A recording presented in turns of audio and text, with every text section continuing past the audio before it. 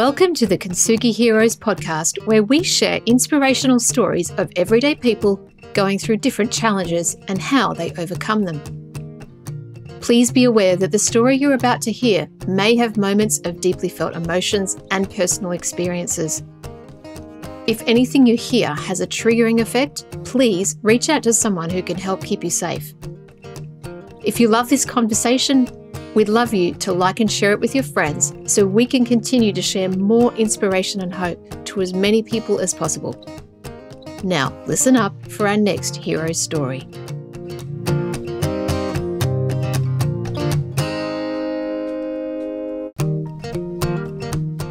Sometimes we can forget how close to home mental health issues and addiction really are, especially if it's not around us. This conversation with Ross Durkin really showed me that it can impact anyone.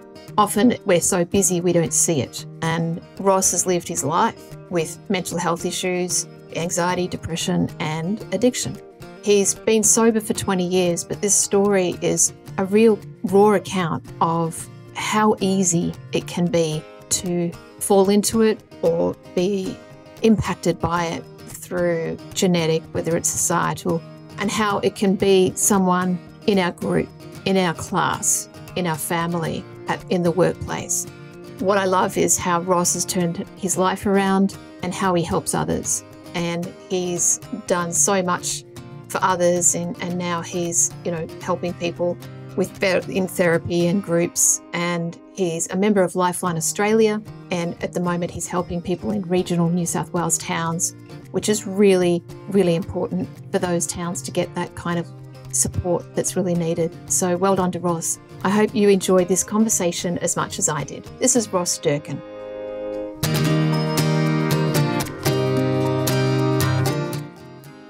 Hello, this is another episode of Kintsugi Heroes. I'm Evelyn Clark and I'm here with my guest, Ross Durkin. How are you today, Ross? Yeah, very well, thanks, Evelyn. Yeah. Good to have you. First of all, thank you so much for offering to share your story with me and everyone listening. I really appreciate it. Yeah, no, I'm glad to be here today. And yeah, I certainly don't think of myself as some hero, but if my story can help even one person out there, I'm really glad to be here today. So thank you very much. You're welcome, and I'm sure it will. And it's an honour and a privilege to speak with you, and I'm looking forward to hearing your story. So let's go back to where it began. Can you describe for me, I guess, your life? Take us back to what was going on for you before your challenges started. What was going on and how was life? And then take me into what you experienced. What I'm going to speak about today is addiction, and especially in relation to gambling and drinking. And one of the things when I did finally find recovery was there was a couple of really important points in my adolescent years that probably had a bit of a stronghold on what led to me sort of going down that path. And I suppose to really sort of give you some background, my father was a bank manager, and back in the day, bank managers used to move around every sort of 4 to 5 years. They didn't like them to sort of become too sort of entrenched in communities, I think was their thinking. So I spent my teenage years on the South Coast in a very small town down there, and towards the end of year 10, my father got a transfer to the mid-north coast. At that stage, I was very much entrenched within that community and within that school sort of footing, and very comfortable playing sport down there. I was in the surf club, playing golf, football, all sorts of things. So it was quite a shock to find out that we'd be moving at that stage. So we went up to the North Coast, and I remember through those school holidays, it was a fairly lonely time. I didn't know anyone up there. My brother, who's 18 months older than me, he'd finished school that year, and he came up the North Coast with us, and just in those days, it was difficult to find employment, especially for younger people. So he ended up moving to Sydney to get a job. And after 12 months in the North Coast, my parents decided to bring the family all back together, and they decided to move to Sydney again. So that meant that I sort of went to 3 different schools from year 10, year 11 and year 12. I found it really difficult. I'd sort of settled into that North Coast town, and even to leave there again, I found it really difficult at the time. And through that period, was another sort of 6-week school holiday of spending by myself and not knowing anyone. I actually also broke out in acne throughout that period, really quite badly. And so my self-confidence was really taken a jolt by that stage. And I didn't know it at the time because especially 30, 35 years ago, you didn't speak about your feelings as a 17 or 18-year-old boy. But I was struggling at the time. I was lonely. I was probably very sad. And I was probably a little bit resentful towards my parents at the time as well. But that didn't come out. It probably just came out a bit more as anger, and I was just sort of a lot of pent-up stuff that I just couldn't sort of get out to other people. So I ended up going to year 12 at that school, which was an all-boys school in Sydney. And to say it was a struggle was an understatement. I'd always sort of fit in at other places, although I probably struggled a little bit early like anyone does. But at this school, I really did struggle. I played rugby league growing up, and I had this thought of myself that that was my whole identity. And I turned up at this school as if I was the new star of their football side. And I was just really young and immature and just didn't sort of understand a lot about sort of how to sort of go about sort of fitting in at that stage, unfortunately.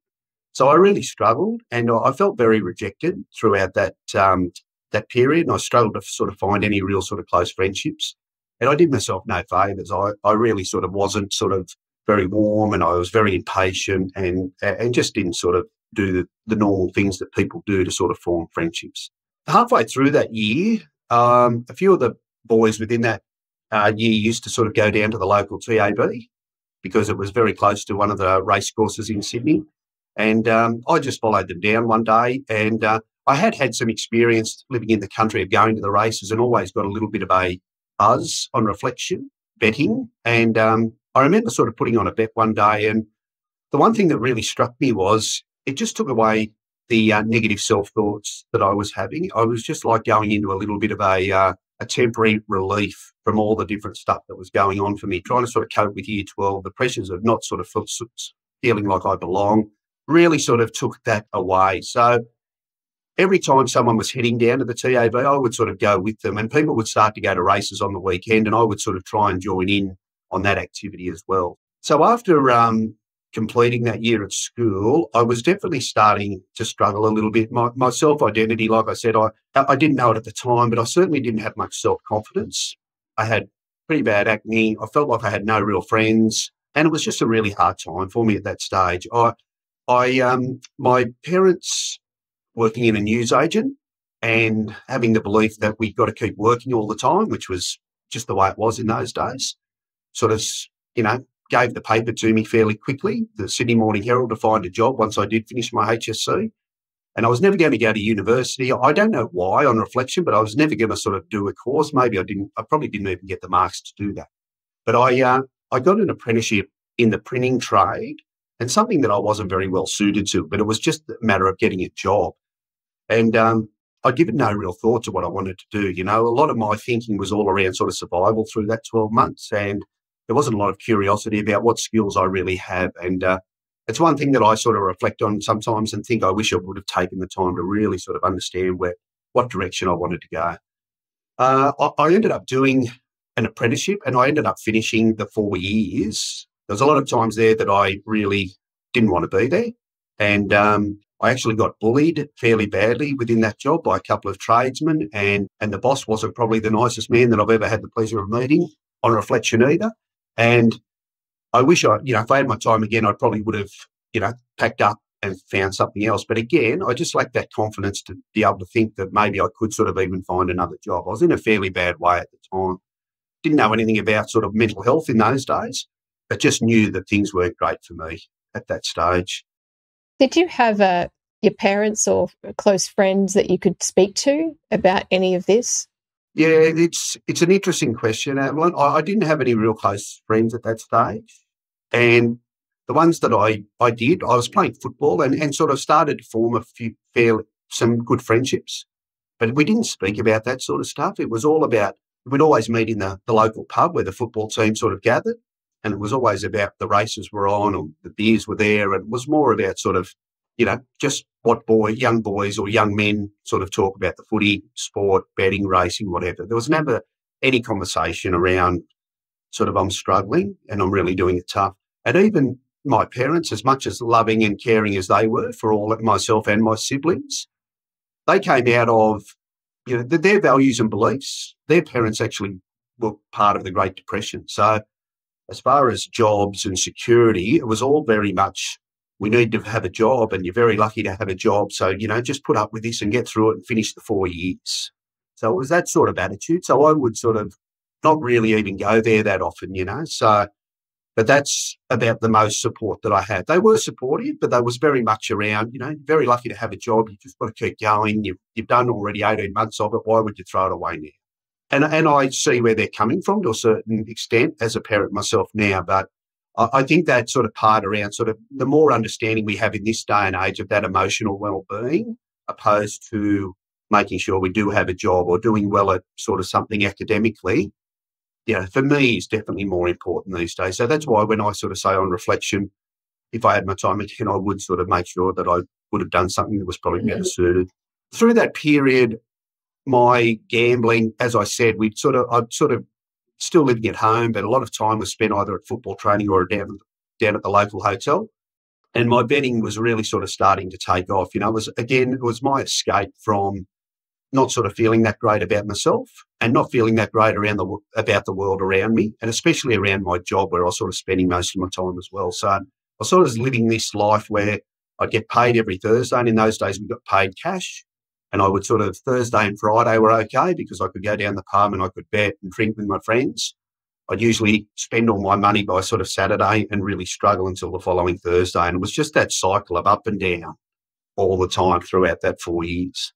If someone would have come to me through that stage and said, listen, Ross, it looks like your gambling's a problem, I probably wouldn't have, I would have told them to go away really, because I would have thought at that age I didn't have a great deal of understanding, and I would have said, look, this is the only thing that I love in life, leave me alone. Why would you take that away from me? Because I just hadn't experienced the pain yet of what the gambling had sort of brought. So and it's interesting now that I work in the field that I do, and when I see red flags for younger people, it's really hard to step into that space and tell them, look, you're probably headed for some really sort of big pain sort of coming up. But the problem is, as I would have, really hard to tell someone until they feel that pain themselves, which is really, really unfortunate sometimes. I finished that apprenticeship and I was sort of asked to leave that job because I wasn't very good at it, and they sort of had me doing meaningful tasks and I had no passion to do anything there. And as I said, the relationship wasn't great. One of the guys that I did work with, though, he was linked to a football team that was lived a couple of hours out of Sydney, was up in the Central Coast. And he asked me, he said he could get me a job at another place on the proviso that I came and played football for this team up there. I didn't even have a licence at the time. And I sort of, looking back again, so many bad choices I made through that period. I decided to go and do that. This guy didn't end up being the sort of most supportive or best guy in the world. So I was sort of travelling up and down as well, trying to hold a job in Sydney. It was all just, I got injured throughout that season. It was really, really chaotic. So, and again, a lot of gambling, a lot of drinking throughout that period as well, and really sort of the fun that was starting to come out of what was originally, couldn't wait to get down the pub and sort of be with my friends and gamble and do that sort of stuff, because there was sort of a lot of pain starting to generate out of the gambling. I always remember a friend coming into the hotel who I played football with, and must have been about 23 or 24 at the time. And he was sort of there to celebrate just buying a unit. And that was the first real time that it hit me in the head that maybe things aren't that great for me. Not only could I not afford to sort of put a deposit on a unit, but I couldn't even really afford to probably get the bus home at that stage of the day. And plus the money that I already owed on credit cards and other people I was borrowing off at the time. So that was the first real jolt that I really got, that, wow, maybe things aren't great here. But again, in those days, there was no sort of talk about responsible gambling. There was no sort of talk about any help around any addiction. And it seems really strange. It was only sort of, 30 years ago, but there just wasn't. So I just sort of pushed on, thinking I was, a little bit different than most people. I got to about the age of 25 and things had really sort of started to deteriorate by this stage. People were getting very sick of me sort of borrowing money. I had a lot of credit card debt. As I said, my parents were really sort of besides themselves, thinking, what's going on here? I really wanted to leave home because of the pressure that I was probably putting on them as well. But this cycle and this addiction that I was stuck in just kept me driving. And that's the problem. As stupid as it seemed to everyone on the outside, everyone would just say, Ross, why don't you stop gambling? But there was this other stuff that just kept driving that, the way I felt about myself, the way I was relating to other people, my thinking or my mental health, as they call it, just wasn't fantastic at the time. I'd lost a lot of confidence and I just wasn't in a state to be able to do that. One guy one day actually said to me, he said, you need Gamblers Anonymous. I'll never forget that. It was a Saturday afternoon. It was a beautiful sunny day and I was sitting in the hotel. Must have been about 5 o'clock and he could just tell there was something not right. And I remember saying to him, if there was a place like Gamblers Anonymous, I would, I'd go there. I'm that beaten at the moment. I don't know what to do. Because I had made attempts myself to say, that's it, I'm not betting anymore. And it probably lasted a day or two until I got my next pay and then I'd sort of go back to it. I was really lucky. That guy sort of looked into it for me and he found out there was a meeting at Surrey Hills in Sydney on the Monday night. And I actually went to that meeting by myself. And I still remember vividly that sitting there that night just by myself, sort of very awkward and thinking, how did it come to this? There's a couple of people shared that night that really sort of I related to just in regards to their story. And I started to go to that meeting one night a week for about 9 months. And I abstained from gambling through that period. There wasn't a lot of growth emotionally because I didn't, again, just being very new to it, I just thought, well, if I go to that meeting each week and stay away from gambling, that's all I need to do. What I probably didn't realise at the time was my drinking probably accelerated through that stage. Instead of sort of using the gambling to escape the way I felt, I leaned more towards the drinking through that period. Again, I'll never forget, they asked me to do a role, which meant going to a monthly meeting within that sort of fellowship. And I didn't go one night and someone had a go at me and I sort of took that the wrong way and sort of said, well, that'll do me. I'll just sort of not turn up at all anymore. So I stopped going to that meeting altogether. About 2 weeks after stop going to that meeting once a week, I decided to think, well, maybe I can sort of put a line in the sand and just go back to, try gambling again and doing it in a controlled way. That didn't last for very long at all. But, it lasted about a weekend and my gambling really accelerated from there. Once I went back to it, it really took off. And within sort of a couple of months, I was back in the same problems I was sort of before I've even gone to meetings. So the unfortunate part of that was that I ended up going through about another 5 years of a whole lot of pain. And the worst thing was I knew I had a problem at that stage. I'd learned enough through those meetings that I'd attended that this wasn't that I just enjoyed gambling. There was more to it. There was more behind it than this. So it was a really painful period for me. I don't have any great war stories to share, like some gamblers do, bank robberies or anything like that. But there was just little things in my journey that were just really things out of character and things that I look back on that just sort of really were painful times throughout my life. There was one particular weekend where in the old days you used to be able to sort of put a betting card in and it would go through automatically at a club or a hotel. And I don't know how they do it these days, but it was late at night and I'd done all my money. And the guy who was running the actual tab, he yelled out to me, he said, don't put that in there. He knew what I was about to do because he knew I had no money. And the club was about to close and I put it in there and it was I think it was $500 or $600 bet I put on. I didn't have any money on me. It was on a greyhound race. The greyhound didn't win, probably came last. And this guy more or less said, okay, just stay there. I'm ringing the police. You can't do this sort of activity. I remember I had to go the next day to a work function. I was taking some clients out because I was still working at this stage. And I thought, what's happened here? I was really lucky again. I had a friend of mine who actually was in the building at that time and he actually bailed me out of that so that the police weren't called.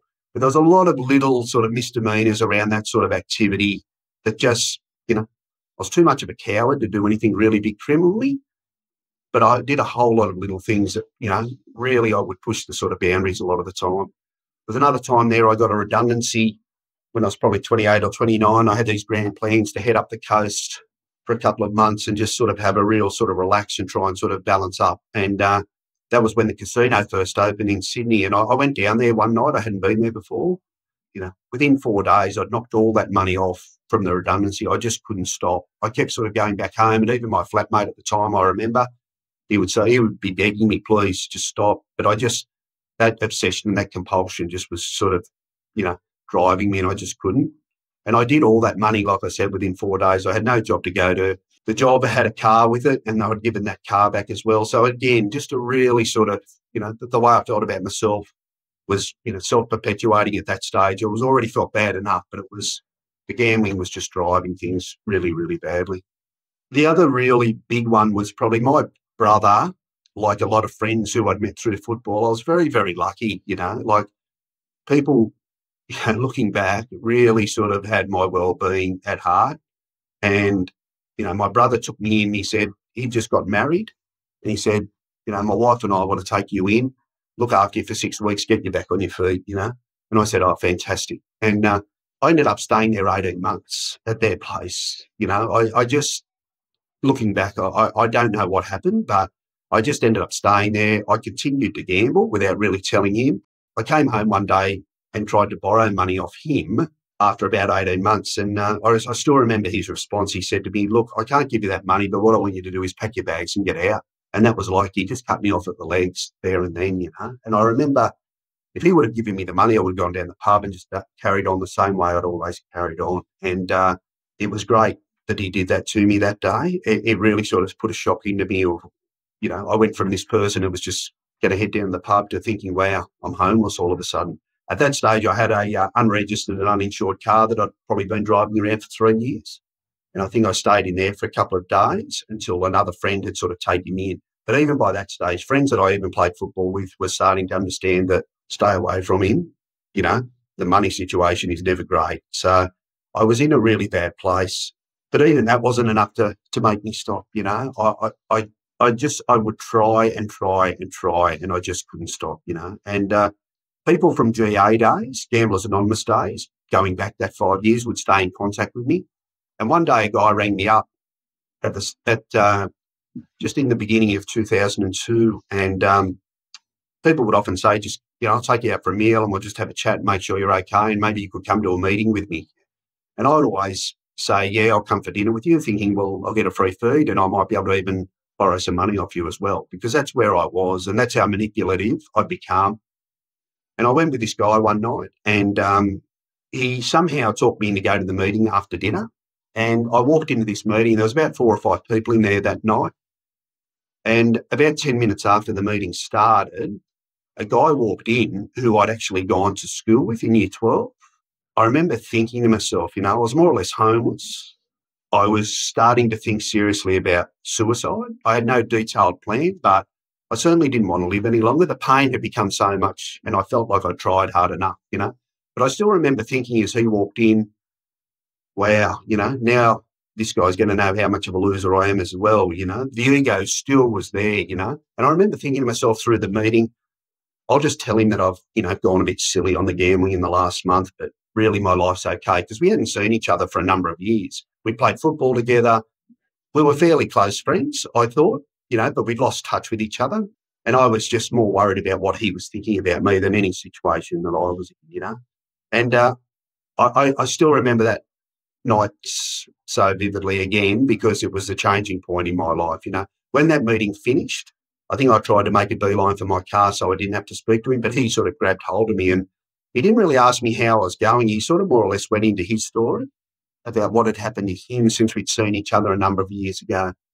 And his gambling had led him to do a couple of years of jail, and he had only been released sort of 8 months earlier from that night. While he was in jail, he sort of got connected with a couple of people who really went out of their way to help him, and he also got some professional help. So he just told me his story. He was really honest and open about the way he felt and what had driven a lot of that sort of behaviour for him. And I still remember, really breaking down and sort of being vulnerable for the first time in my life. It was like all the walls had finally dropped. That sort of masculinity, sort of I had to be Mr. Tough Guy and sort of act like everything was okay, just went crashing down. And I remember really crying and nearly sort of crying on his sort of, sort of holding him and sort of just being in really, quite distress. And we spoke for a couple of hours that night. I still remember getting into my uninsured, unregistered car and driving back home. But for the first time in a long time, there was some hope in my life. And it was a real turning point for me, He grabbed hold of me and took me to other meetings in the next sort of couple of weeks. And I met up with some other guys that I didn't even know attended. Gamblers Anonymous, who were sort of old football guys, and we sort of became quite a unit of sort of, 8 to 10 guys that would sort of go to different meetings a lot of the time, catch up for dinner. Also sort of put me in touch with some professional help that I took advantage of. Like he sort of said at that stage, to go to a psychologist, if someone would have told me that, I would have said, you're kidding, But because he'd done it and someone that I sort of related to and seen what sort of changes had sort of happened to him, I went along with that. And it was the greatest thing I ever did was to do that, And I learned the skills of, cognitive behavioural therapy, which sounds really, really confusing, but it's so not. It just sort of means that our thinking plays such a role in the way that we feel and ultimately the way we ended up behaving, And a lot of my thinking was just so negative around myself, around, the way I thought other people perceived me, around the world itself, how scary a place it was all the time. So I was always having, and that would generate a lot of negative feeling in me. And when I got that negative feeling, I wasn't sort of emotionally mature enough to cope with that. So for me, I would just run off and gamble. And that was the way that I dealt with it all the time. So just learning that stuff was just unbelievable for me, and having that support and that friendship sort of combined with that just made sort of such a difference. Sorry for the interruption. This is Ian Westmoreland, the founder of Kintsugi Heroes, and thank you for listening to this story from one of our amazing heroes. Our mission is for these stories to provide hope and inspiration to people experiencing life challenges, and to also educate the broader community on how best to provide support. If you would like to help us to continue to produce more hero stories and cover more adversity themes, we would welcome all donations. These can be made via our website, kintsugiheroes.com.au. The donate function is at the bottom of the homepage. We'd also welcome any feedback. You can email me direct using ian@kintsugiheroes.com.au. Now let's get back to the story. So what happened was I sort of became part of Gamblers Anonymous and really sort of threw myself in there. There was a period of about 12 months where the drinking sort of really accelerated again, although I was getting some other help. And I really sort of had to sort of understand that a little bit. And some drugs sort of came into my life. So instead of sitting in a pub, I was now finding myself going out to parties and doing other things. But being that addictive personality and having these issues around myself and the way I perceived other people, I would sort of often lean towards things that I would escape from. But I was really lucky again, people noticed that very quickly and I didn't turn it into the same pain that the gambling gets turned into. But it was a really, it sounds a long journey and a really difficult road, but I'm so glad I went down that path, And I suppose the message I'd like to put out there today is, in my day, people didn't even know about, that gambling could cause problems or there was any help so hopefully today people, when they do feel that pain a little bit earlier, can respond a little bit quicker. Ross, I've got a question for you, please. Take what you just described, that the night where your old school friend came in and you spoke afterwards for a couple of hours and you said that was a turning point. What exactly do you think was the driver for that turning point? Was it the friendship? Was it someone to understand you, or was it something else? I think, Evelyn, until that happened, whenever I went to a Gamblers Anonymous meeting, it was quite often an older lady sharing or a guy who I didn't relate to at all, or just someone who I don't know. I just didn't feel part of. I don't know whether it was because I'd been in the fellowship earlier and I felt like it hadn't worked for me and there was something different about me. But that guy that night who I played football with, he was a very good footballer, very good sportsman actually, really funny guy at school. So it just gave me that, I don't know, but it was just permission to sort of think, well, if this guy can do this, maybe I can do it as well. And that's really, really important part for me, just to be able to relate to someone else really sort of made a bit of a difference for me. And it's really interesting now when I look back at that, all those people that I didn't think that were so different to me have become my greatest friends these days, So it really just, again, when I tied in with that CBT stuff, it was just my thinking that was sort of a little bit sort of miscued. And, we talk about mental health, and that's what had happened to me. You don't have to have a serious diagnosis. But once things start to skew a little bit and we think we're a little bit different, or, we're perceiving people the wrong way, it becomes really, really difficult. But he turned that around for me, and obviously forever grateful for that. Yeah. Are you still friends with him today? Yeah, we are. Yeah, it's interesting. We don't live in each other's pockets, and there's a group of about 7 or 8 of us that have all gone off on our own different paths, but we still catch up at meetings, and we're always there for each other. It's a real, don't want to sound like it's a cult or anything, but there's definitely a brotherhood between the guys that, there's him and sort of 3 others especially that very, very close. Yeah, yeah. And we still touch base regularly, and if there's anything going on in our lives that we need to discuss, we can sort of openly sort of have that conversation, and we don't sort of muck around with much small talk. We sort of able to get to the crux fairly quickly, which is really nice. Yeah. It's really powerful to have that. Talk to me through about coming out of it. I mean, you've got the turning point. Then what was the path kind of in recovery? How long did it take? How did it feel? What did it kind of look like for you? Yeah, like I said, mine wasn't a beautiful sort of that meeting and off I went onto this great recovery. Drinking and drugs became a part of my story, unfortunately, for 12 months. But they say that's the way it happens. Nothing happens really sort of where everyone sort of just finds this magic and sort of it happens. But for me, it was about, I really threw myself into Gamblers Anonymous. I wanted to go to meetings. Without the gambling, I was still, I was so used to sort of the chaos and the madness in my life. After work, especially, I didn't really know what to do with myself. So sort of by putting myself into meetings, and I was very curious to listen to other people. I've always been sort of like to hear other people's stories, and really sort of being open to sort of more, and being more vulnerable to myself. I really sort of developed some really good relationships through that period. And that led a lot to sort of, the way these fellowships work is once you have a bit of recovery yourself, helping other newer members.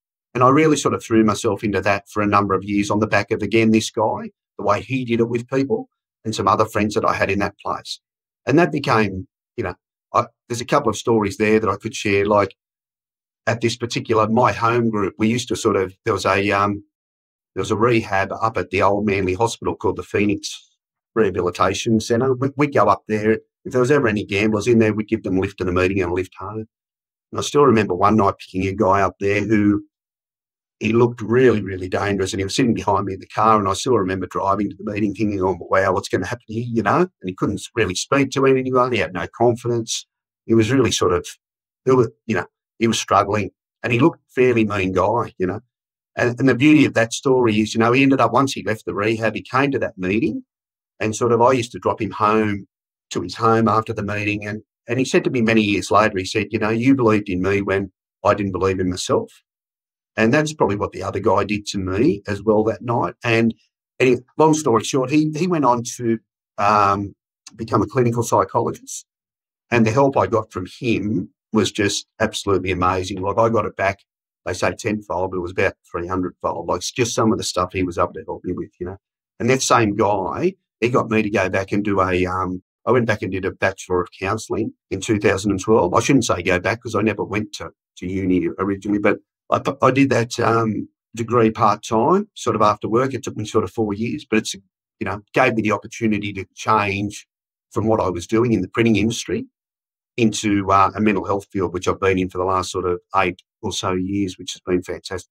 What a beautiful journey. And I love hearing what you said about this guy and how he gave to you and gave you what it was that you also probably got from your high school friend, that belief that someone believed in you. And it's so simple, isn't it? And yet there's no guarantees that we have someone that believes in us. And I think if only we did, then the journey would be so much easier. And it's a really good point that you bring up, Avalon, because, I think a lot of people get caught up in they've got to have all the answers for other people. They know they've got financial problems, relationship problems, or work problems, whatever it may be. I can't go near there. I just don't have the expertise. But just by sort of reaching out and being there for someone, is all we have to do. And just sort of getting that message out to people is really, really important. Yeah, that's a good point. From the time that you started gambling until you stopped, how many years was that, can I ask? Probably about 13 years that I sort of gambled for. And that's where I was scared to probably come on the podcast today, because I don't want people to think, wow, I've got to go through that much pain until I sort of find recovery. It doesn't happen that way for a lot of people. We're really lucky today, especially in the fellowship. There's a lot of people that are 21, 22 in there, and especially with the way they market, the football betting or sports betting these days. It's unfortunately sort of getting people into trouble a lot earlier than probably what they did in my day. So, it just doesn't have to be like my story, I suppose, is my point. Mine was an extended amount of pain, which I still look back and think, wow, I was lucky to make it through there. I mean, the truth probably being, and I've sort of said this already, I made it through because I was very lucky. I had some supportive family who looked after me, and I'd made some fantastic friends. Although I talk about the pub as probably a place where probably wasn't a great environment for me, I was really lucky. I played with some really wonderful people through that period who really sort of always looked out for me and just wanted the best for me. So, I often say the saying, there but for the grace of God go I, when I see someone whose home was, because no one lasts for 13 years and keeps working and doing what I did unless they've got a lot of support around them. And I was really lucky that I did have that, So, yeah. Have you been able to share your story openly and with your family and your older brother? Yes. Yeah, no, I have been. Yeah, very much so. Yeah, no. It's probably hard for my mother and father to listen to because, like all parents, they feel responsible. But I definitely don't hold them responsible for any of the stuff that happened. All the decisions they made were for the best for our family. But we all get affected in different ways and the way we perceive different situations, So it's just the way that was. But, yeah, no, definitely become very close with my older brother today. And I don't think he'd mind me saying, we've had similar sort of battles around, different things that have happened in our lives. But he didn't fall down that addiction sort of pathway at all. But we've definitely been able to sort of talk about, the way we feel and sort of the way we behave. And that's been fantastic too, that experience. That's really nice that you're able to share that with him and look back on what he did for you by kicking you out. And, well, that was my younger brother, who actually did that. Oh, okay. Yes. But my older brother was the one but both of them have played a big part in my journey along the way, without a doubt. So, that's wonderful. My sister actually too, so I was very lucky in that regard. Yeah, you do sound, from everything that you've said, it does sound like you had a lot of luck, a lot of good people, like you said, around you to sustain you for those number of years and keep you afloat. Yeah. When you were coming out of, I guess, you were back engaged in the fellowship and going to meetings, and then you were on the path of healing, should we say? Because it's a healing journey, isn't it? Yes. Not just stop gambling, stop going to the TAB. It's completely mental and emotional and all the rest. What was it mostly that got you through, that pulled you towards wanting to get out of it, away from the pain, towards a better life? I sort of got into a relationship just right at the end of my gambling, and I had a stepdaughter who I wanted to be better for her, and I also had my own son who had just been born. I was still sort of drinking when he was born for about 8 or 9 months, and I knew I just wanted to be better than what I was at that stage, and that was the driving part for me. I never wanted, to stop gambling and be this great businessman, or I knew I was never going to play football for Australia, or I was never going to climb a mountain or do anything crazy. The one drive that I did have was I just wanted to be a good dad and try and be the best person I could be for the kids. And that was really, really important for me. And that, I'm not going to say I've been the greatest dad of all time but I'm really happy with what I've been able to do, through my recovery. I'm one of the only fathers that probably went to every sort of school assembly that he was getting an award at, every sporting event, I've been able to be there. I've coached his football team since he was 6 years old. My stepdaughter, who's now 25, we struggled early, and that was on the back of my sort of immaturity. It's really hard sometimes to be a stepdad. But, our relationship today is fantastic, and I put that down to just sort of being around this fellowship. It wouldn't be the way it is if I would have stayed on the same path, I see a lot of people who unfortunately don't find recovery, I suppose, who it's a really big battle for them. And I think that's what really drove me. When I had the kids, I used to hear some stories around, people that had lost touch with their kids and wish they had their time again because, they would do it very, very differently. So I think I was really lucky in that way that I started a bit later and didn't have, the kids too young to really sort of understand that that's what I wanted. And that's, it's been great for me, that family. I've had to give a lot of those football and pub sort of friends away, not drinking. And they say that to you within the fellowship. You can't sort of keep your old world and expect to sort of have a new one as well. And that's unfortunate. But I had to do that, So my life has become very much sort of around the family unit. And, that's what I love, as silly as it sounds, having the kids and their friends in the car and driving them to places and picking them up and doing that stuff, It's been fantastic. So that's really wonderful to hear. You mentioned in 2012 you got your Bachelor of Counselling and you've been working in that area ever since. That would have been a very cathartic and healing process for you. I could imagine going through that.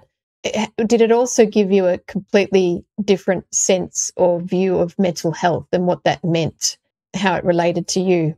Yeah, well, it did, for sure. Like what I did, just to give you a bit of background, when I first finished at uni, I was lucky enough to get a job as a group facilitator at a private hospital that looked after clients that had mood disorders and addiction.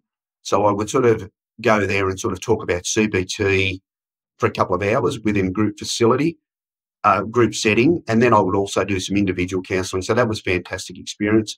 Then I spent 3 years there, and then I did 3 years doing suicide prevention workshops. I was doing that with Wesley Mission, so I would travel all over Australia to all different communities. And that's where I actually met Ian Westmoreland. He attended one of my workshops one day. And Ian, if people don't know, is the founder of Kintsugi Heroes, as well as mentoring men, And we did some fantastic things together throughout that period. And then the last job I've got is working with Lifeline Australia as a community consultant. And with the project I've been working on is looking after communities within regional New South Wales that have high incidence of suicide. The only reason I say that is that those 3 jobs have really given me sort of a great understanding of sort of moving away a little bit from just straight addiction, and even to the point of where I got to with my mental health. But just understanding what mental health really means, we throw that word around mental health, and I think it scares a lot of people sometimes, The first thing people think of that aren't in the field often think of a condition or a disorder, and that can be really frightening for a lot of people. And I know even farmers, they hear the word mental health and they shut down straight away because they don't give it much thought. They're not talking about it a lot of the time. For them, sometimes it's like an old movie, One Flew Over the Cuckoo's Nest or whatever it may be. And we're not talking about that, when we talk about mental health, we're talking about our emotional well-being. And that usually relates to, as I've been speaking about today a little bit, the way we think, which leads to the way we feel and ultimately the way we behave. We want to look after and have good, positive mental health. And that's all we're sort of looking for when we sort of talk about mental health most of the time. They often talk about it as being on a continuum. And at one end of the continuum, there is some really serious mental disorders that cause a lot of pain for a lot of people, schizophrenia and deep depression and high anxiety. But up the other end, everyone's still on that continuum somewhere. And we're all going to sort of have a mental health move at different stages throughout our life, whether it be a relationship breakup, whether we get a redundancy at work. And, even for me, I've got a redundancy while being in recovery, and it really jolted me. The confidence really sort of dropped again. And the funny thing is, for a lot of people, once one thing happens, it can often be compounding. So we can lose, a job, can cause relationship problems. Sometimes people don't see their kids, and all of a sudden things are really working against us. And that's what can happen to a lot of people. So that's the one message I suppose I really sort of like to get out there, that mental health doesn't necessarily mean we're talking about a disorder or a really severe condition. You know, when we talk about mental health, we just want to really sort of focus in on just sort of looking after ourselves. And if we need to sort of talk to people, that's what we need to do at that stage. And that's what I think a lot of men, you know, they put their hand up and say, yeah, I'm there for my friend if he needs help. But when we're the one that needs help sometimes, I still think there's a real stigma around sort of putting our hand out because we feel like we're going to be diagnosed with something really serious. And most of the time that's not it. But, you know, just that ability to share something with someone and be vulnerable can make such a difference and really sort of help someone because they, you know, I know Beyond Blue and the Black Dog Institute, they talk about early intervention really, really as so important in this space. Because if we do catch ourselves and are able to sort of, you know, be able to speak and get some different opinions from different people, instead of relying on our own thinking to sort of fix ourselves, sometimes that can really sort of make a huge difference in people's lives. Yeah. Yeah. Looking back over the journey, Ross, what's been, I guess, the biggest positive or takeaway or thing that you've learnt along the way with that perspective? I suppose the biggest thing for me has just been the change in my lifestyle. Like I said, I just had this wall up all the time. That I had this image of being this guy that played football, tough Aussie male. I wasn't that tough, but I used to try and put on this image that I was. But just to be able to drop that and become vulnerable and really sort of be, you know, it's just opened me to a whole lot of new people within my world and some fantastic, you know, I've just developed some fantastic relationships with people that I would have never, ever have done before, you know, and that's probably been the biggest thing for me, just to be able to sort of move into that space, you know, and really sort of enjoy that. And I suppose the other side of the thing is the family, you know, just to be able to be there and be present. That's a real gift that I've sort of been given as well. It's a beautiful gift. Yeah. Yeah, no, it has been, yeah. Thank you. If someone's listening to this episode, Ross, who is going through addiction or gambling or anything that how you've described today as part of your journey, what words would you like to say to them right now? I suppose the one thing is to try and find that person to speak to. Today we are lucky where there are people that have had gatekeeper training, whether it's a friend, whether it's a GP or someone, just to go and tell them what's going on for you. And hopefully that can lead to some help. I'm not telling everyone to sort of do what I did and walk into a Gamblers Anonymous meeting by themselves, because that's not for everyone. In my day, abstinence was the only sort of road to recovery. Today, there's a lot of different sort of avenues. There's, you know, a lot of people just go and see a GP and get go and see a psychologist, which, as I said, is a fantastic road. There's places like Smart Recovery, which are more based on harm minimisation around gambling or drinking than sort of total abstinence. And sometimes that's a better answer for some people. But I suppose the key to the whole thing is not just living in your own head and expecting to find the solutions, because that's where I stayed for a long time, and it was just such an awful, painful place to be. And I think if we reach out to someone and we don't get the right response, whether it be a GP or a friend, try someone else, because there is help out there. And sometimes it doesn't take a lot, you know. I'm not saying it's an easy journey, because I know people that are sitting there that have sort of, you know, had nearly 20 years, you know, from non-drinking or non-gambling like I have, are going to say, well, there's pain along the way. And I get that. But if I can do it, other people can do it. And that's sort of the message that I want to give. Yeah. And it's worth doing. You know, once we find that path, things can change fairly quickly. A lot of people think it's all about the money, but it's not so much about the money on the gambling, you know. There's other stuff that you learn along the way that's really, really beneficial to helping you sort of enjoy a better life and, you know, better relationships with people around you. That's gold. Thank you. I want to thank you for sharing your story today, Ross.